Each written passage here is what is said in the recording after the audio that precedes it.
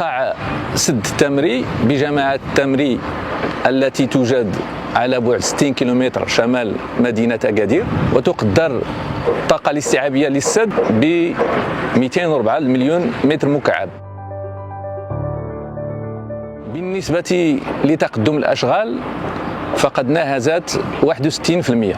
لقد تم اتخاذ التدابير اللازمة من أجل تسريع وتيرة الإنجاز، بحيث من المتوقع أن يتم تقليص المدة لما يقارب 36 شهر.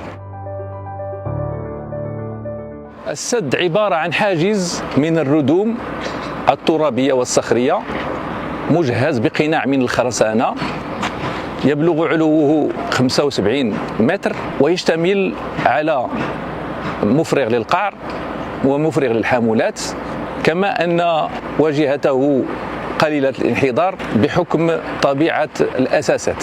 سيتم استقبال الواردات المائية فور الانتهاء من الأشغال في بداية 2026.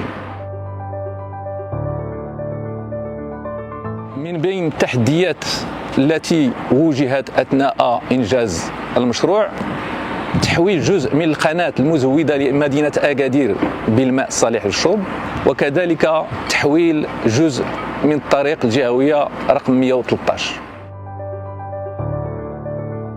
من المتوقع أن تنتهي الأشغال بالسد مع بداية 2026 بحول الله. إنجاز السد تشرف عليه وزارة التجهيز، وقد اعتمدت لذلك على كفاءات كلها وطنية، وسيمكن إنجاز هذا السد من خلق فرص الشغل وتأهيل اليد العاملة.